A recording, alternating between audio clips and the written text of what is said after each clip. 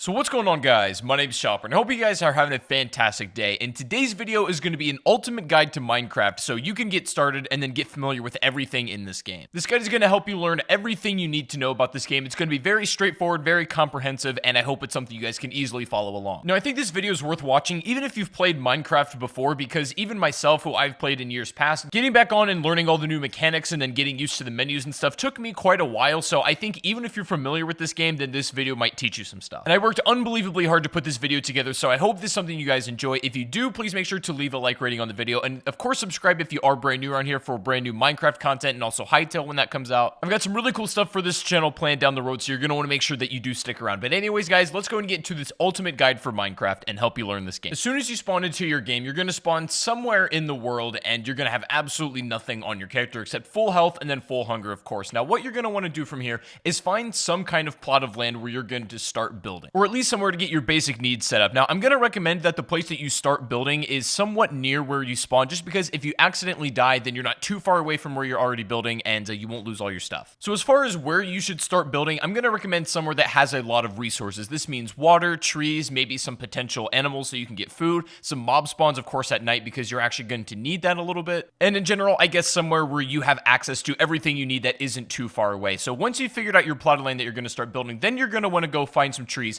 and get wood. Now, you're definitely going to want a little bit of wood, especially when you're starting out, because you're going to need to build a crafting table first of all, and then you're also going to probably want enough to make some sort of little structure, at least for the first night, as you're not going to have a whole lot on your hands because you only have a very limited time to start building this stuff. But once you have some wood, then you can start building your crafting table. Now, this is the most fundamental item you need to build everything else in the game. So you're going to take your wood that you got from the trees, and then you're going to go ahead and build some planks. And you can do this by putting it inside the 4-square grid that's right by your character. And once you have all of your planks built, then you can go ahead and then put them back in that 4-square into a pattern that looks like this, and it should build your crafting table. Pretty straightforward, pretty easy. Now, from here on out, as soon as you place your crafting table down on the ground somewhere, you now have access to all of the craftable items in the game, and the recipes for all these items can be found in this green book, or if you know them by heart, then you won't need the book. Now, as soon as you got this crafting table built, the first item that you're going to want to build yourself, the very first thing you want to go for is a wooden pickaxe. And this is pretty simple to build. You're going to want to make sticks, which is very simple from your planks,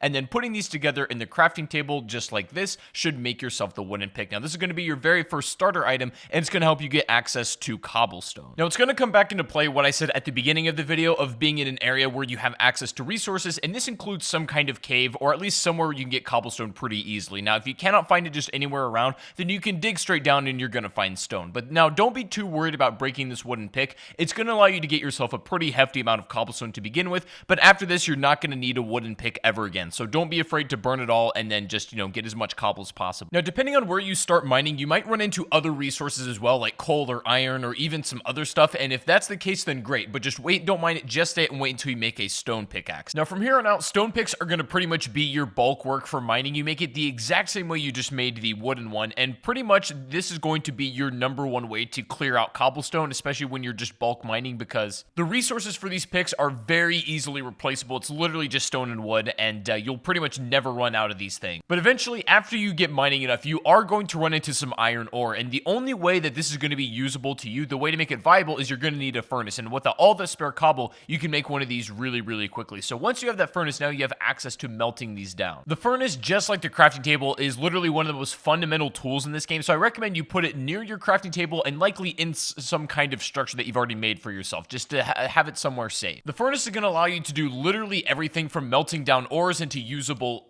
items, and then also cooking food, which is going to give you much more energy than if you were to eat it raw. Sometimes when you're at this point in the game, that's the only thing you have available, and you got to do what you got to do. So it's not like there's never going to be a situation where you have to eat raw meat or you have to eat the rotten flesh in Minecraft, but ideally you want to have it cooked because it's just going to net you a lot more energy and health. So at this point in the game, it's important to protect the resources that you have and then really start to build up where you're going to be staying. Now, what I recommend you do is stock up on a lot of food and then also make a ton of resources in order to build some kind of house. Like normally I just build it out of wood. It's very mobile and you can use this for a lot of things. For example, if you have an excess amount of wood and you're using your furnace and you just don't have enough coal in hand, you can actually burn wood. It doesn't burn nearly as well as the coal does and not for as long at all, but it's still an option if you don't have any at hand. And while you're doing this, it's worth melting down all the iron ore that you have in order to get the ingots because you're going to use these a little bit later on. And for your makeshift safe house, you're just going to want to have something that's tall enough that mobs aren't going to jump in while you're doing this kind of stuff. So maybe be 3 or 4 blocks high will be just fine. And of course, another important thing is you should definitely think about making a stone hoe in order to make an infinite source of food, essentially. Now, I wouldn't waste iron on doing this because, again, these are easily replaceable. You can use wood if you really want to as well. But having a stone hoe and starting out with some wheat seeds that you can get from breaking grass is going to be really beneficial. And also something I strongly recommend is you make a bed at this point, especially if this is where you want to make your spawn point be, because every time you die, instead of spawning where you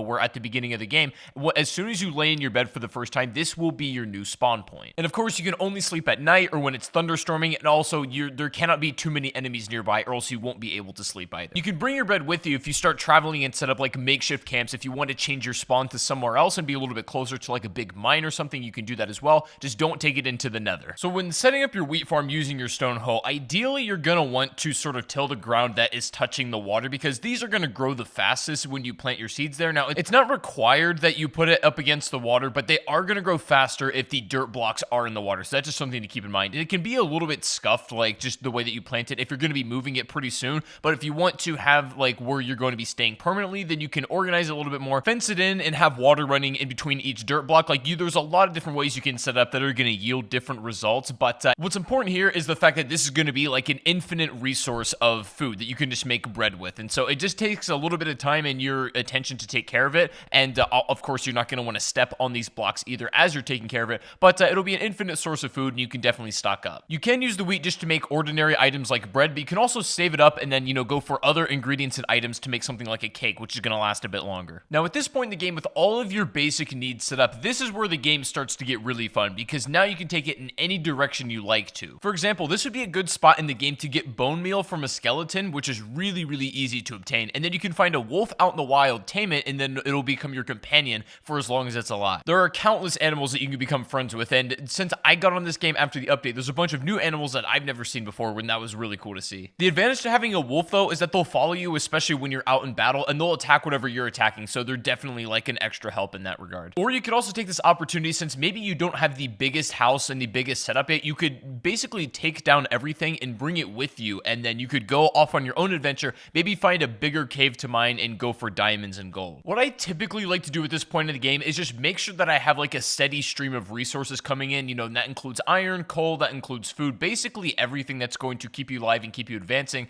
and then also start making moves towards getting some of the rare items in the game, like getting diamonds, and then of course obtaining obsidian. Now, after getting the obsidian material, this is where the game starts to get a little bit more advanced, and at this point in the game, if you've made it this far, then you're probably already familiar with most of the mechanics, and you can pretty much run with it for yourself. And to obtain obsidian, you're going to have to do some pretty extensive mining, so you're going to want to make sure you're well prepared for this. This includes having a ton of torches, a bunch of stone and iron pickaxes, and definitely some swords and armor, which is definitely recommended. When you're trying to mine obsidian, what you're going to notice is when you first come across it, unfortunately, you are not actually able to mine this with your iron pick. You're going to require a diamond pick, and that's going to at least require you to dig far enough down where you're at diamond level, and of course, obtain enough to where you can actually build a pick itself. And so you can also make obsidian if you get a lava bucket, and then you can do it your own with water, but I find it easier just to kind of dig down for it because it's not that hard to come across. And if you run into the situation where you haven't found diamonds by the time you come across obsidian, what I normally do is cut around where I found the obsidian, and eventually you're probably going to run into diamonds, so